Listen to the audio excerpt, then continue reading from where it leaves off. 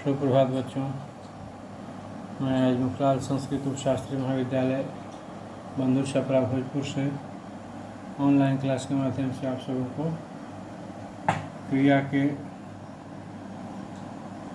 4 जो भेद थे उसमें से संयुक्त क्रिया से आगे के बारे में बताने जा रहा हूँ। संयुक्त क्रिया के बारे में पिछले क्लास में हम लोगों ने पढ़ लिया है और उससे आगे संयुक्त क्रिया के जो भेद थे 11 भेद के बारे में भी हम लोग देख चुके हैं। और उससे आगे आज नाम धातु क्रिया, इसको अंग्रेजी में नॉमिनल वर्ब भी कहते हैं, वहीं से शुरू करेंगे। तो सबसे पहले नाम धातु क्रिया कहते किसे हैं ये जानिए। तो क्रिया को छोड़कर अन्य शब्दों में प्रत्यय जोड़ने से जो धातुएं बनती है उन्हें हम नाम धातु कहते हैं, नाम धातु क्रिया कहते हैं। इस प्रकार संज्ञा, सर्वनाम, विशेषण शब्द जो धातु की तरह प्रयुक्त होते हैं वे नाम धातु कहलाते हैं।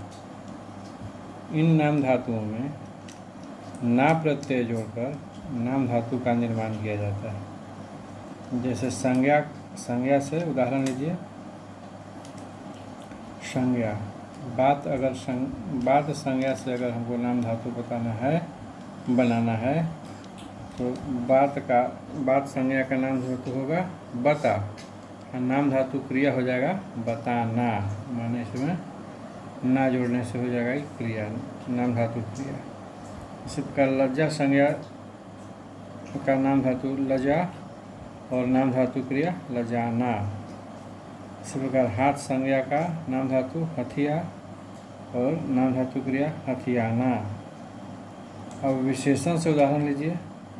तो विशेषण से संज्ञा अगर चिकना है तो नाम धातु इसका भी चिकना ही होगा, लेकिन नाम धातु क्रिया में ना लग हो जाएगा चिकनाना। इसी प्रकार विशेषण में सूखा अगर संज्ञा है तो दीर्घ उसे सूखा और नाम धातु हर्ष उसे हो जाएगा सूखा और नाम धातु क्रिया हो जाएगा ना प्रत्यय लगा के सुखाना। इसी प्रकार 60 संज्ञा से नाम धातु सठिया और नाम धातु क्रिया सठियाना। इसी प्रकार विशेषण में संज्ञा अगर नरम है तो नाम धातु भी नरम होगा, लेकिन नाम धातु क्रिया हो जाएगा नरमाना। अब सर्वनाम से उदाहरण लीजिए। अपना अगर संज्ञा लेते हैं तो नाम धातु भी इसका अपना ही होगा, लेकिन नाम धातु क्रिया हो जाएगा ना प्रत्यय जोड़ने पर अपनाना। अब क्रिया से उदाहरण लीजिए। संज्ञा अगर क्रिया थप है तो नाम धातु हो जाएगा थपथपा, लेकिन नाम धातु क्रिया में ना प्रत्यय जोड़ने को हो जाएगा थपथपाना। वैसे ही क्रिया में संज्ञा अगर भिन्न है तो नाम धातु भी भिन्न होगा, लेकिन क्रिया में ना प्रत्यय जुड़ जाएगा और हो जाएगा भिन्नाना। तो यह था नाम धातु क्रिया।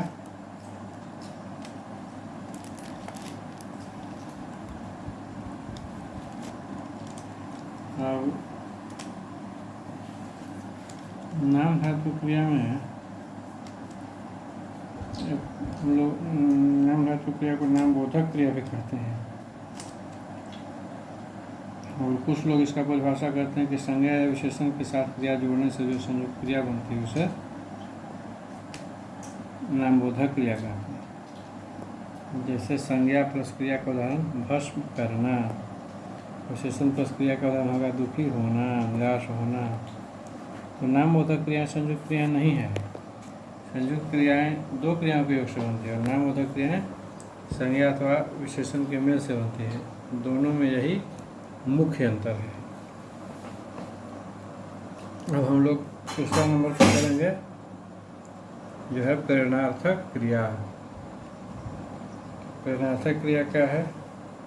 हाँ, तो जिस क्रिया जिसको हम लोग अंग्रेजी में क्या कहते हैं कैजुएटिव वर्ब। तो इसका परिभाषा है कि जिस क्रिया से यह जान पड़े कि कर्ता स्वयं कार्य न करके किसी दूसरे को उस कार्य करने की प्रेरणा देता है या किसी अन्य से उस कार्य को करवाता है तो इस क्रिया को हम प्रेरणार्थक क्रिया कहते हैं। जैसे उदाहरण है कि मालिक नौकर से काम करवाता है। अब यहाँ पर इस वाक्य को पढ़ने पर हमें यह ज्ञात होता है कि मालिक स्वयं काम न करके नौकर को काम करने की प्रेरणा देता है, इसलिए करवाता है जो है शब्द और प्रेरणार्थक क्रिया है। इसके अलावा प्रेरणा देने वाला मालिक प्रेरक कर्ता तथा जिसे प्रेरणा दी जाती है वह प्रेरित कर्ता कहलाता है। इसका और उदाहरण, राम ने एक महल बनवाया, या जमींदार ने हलवाहों से खेत जुतवाया। तो ये सब प्रेरणार्थक क्रिया है। और प्रेरणार्थक क्रिया के बाद सबसे अंत में है पूर्वकालिक क्रिया। इसको अंग्रेजी में हम लोग इनकम्प्लीट वर्ब कहते हैं। तो पूर्वकालिक क्रिया का परिभाषा है कि जिस क्रिया का पूरा होना दूसरी क्रिया के पूरे होने के पूर्व पाया जाए उसे हम पूर्वकालिक क्रिया कहते हैं। या ये भी हम लोग कह सकते हैं कि जब कर्ता एक क्रिया समाप्त कर उसी क्षण दूसरी क्रिया में प्रवृत्त होता है तब पहली क्रिया जो है वह पूर्वकालिक कहलाती है। जैसे उसका उदाहरण है कि उसने नहाकर भोजन किया। इसमें नहाकर जो है पूर्वकालिक क्रिया है, क्योंकि इससे नहाने की क्रिया की समाप्ति के साथ ही भोजन करने की क्रिया का बोध होता है। वह नहाकर स्कूल जाएगा, खाना खाकर वह पढ़ने बैठेगा, बाजार से आकर वह खाना पकाएगी। अब इन तीनों वाक्यों में क्रमशः जाएगा, बैठेगा, पकाएगी क्रिया के पूर्व नहाकर, खाकर तथा आकर क्रियाएं प्रयुक्त हुई है, इसलिए पूर्व से आने वाली ये क्रियाएं पूर्वकालिक क्रियाएं कहलाती है। अब इन क्रियाओं पर लिंग, वचन, पुरुष, काल आदि का कोई प्रभाव नहीं पड़ता। यह अव्यय रूप में प्रयुक्त होती है और क्रिया विशेषण का भी कार्य करती है। मूल धातु में कर लगाने से सामान्य क्रिया को पूर्वकालिक क्रिया का रूप दिया जा सकता है। जैसे इसका उदाहरण, नहा अगर मूल धातु है तो कर लगाने से हो जाएगा नहा कर, यह पूर्वकालिक क्रिया का रूप हो जाएगा। जा मूल धातु है तो इसमें कर लगाइए प्रत्यय तो हो जाएगा जाकर। सो मूल धातु है तो कर लगाने पर सो कर, खा का खा कर, पढ़ का पढ़ कर। ये सब मूल धातु में कर लगाने से सब जो है सामान्य क्रिया जितना है ये सब हो जाता है पूर्वकालिक क्रिया। अब पूर्वकालिक क्रिया का भी एक भेद है, पूर्वकालिक क्रिया का भी एक भेद है, वो है तात्कालिक क्रिया। वह है तात्कालिक क्रिया। अब इसमें क्या होता है कि इसमें एक क्रिया की समाप्ति के बाद ही दूसरी पूर्ण क्रिया का संपन्न होना पाया जाता है। जैसे उसके वहाँ पहुँचते ही वह वहाँ से चला गया। या दूसरा उदाहरण है कि स्कूल से वापस आते ही वह खेलने चला गया। अब यह क्रिया धातु के अंत में ते प्रत्यय लगाकर उसके आगे ही जोड़ने से बनती है। जैसे वह जहर खाते ही मर गया।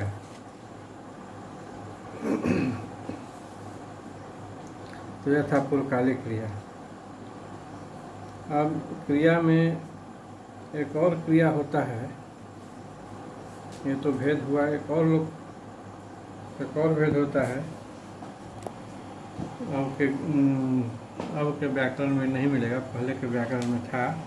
इसको हम लोग कहते थे, पढ़ने के लिए था पहले, इसको हम लोग कहते थे सहायक क्रिया। तो उसमें था कि सहायक क्रियाएं मुख्य क्रिया के रूप में अर्थ को स्पष्ट और पूरा करने में सहायक होती है। कभी एक क्रिया और कभी एक से अधिक क्रियाएं सहायक होती हैं। हिंदी में इन क्रियाओं का व्यापक प्रयोग होता है। इनके हेर फेर से क्रिया का काल बदल जाता है। जैसे वह खाता है, अब मैंने पढ़ा था। तुम जगे हुए थे, अब वे सुन रहे थे। अब इसमें खाना, पढ़ना, जगना और सुनना मुख्य क्रिया है, क्योंकि यहाँ क्रियाओं के अर्थ की प्रधानता है। और शेष क्रियाएँ जो है, जैसे है, था, हुए थे, रहे थे, ये सब सहायक क्रिया है। तो ये जो है मुख्य के अर्थ को स्पष्ट और पूरा करती है, सहायक क्रिया। तो ये था सब क्रिया का भेद। अब एक क्रियार्थक संज्ञा होता है। इसमें है क्या कि इसका परिभाषा है कि जब क्रिया संज्ञा की तरह व्यवहार में आए तब वह क्रियार्थक संज्ञा कहलाती है। जैसे टहलना स्वास्थ्य के लिए अच्छा है, देश के लिए मरना कहीं अच्छा है। तो इन दोनों में टहलना और मरना शब्द जो है दोनों वाक्य में क्रियार्थक संज्ञा है। यह संज्ञा की तरह व्यवहार में दोनों वाक्य में आया है, इसलिए यह क्रियार्थक संज्ञा है। अब जो है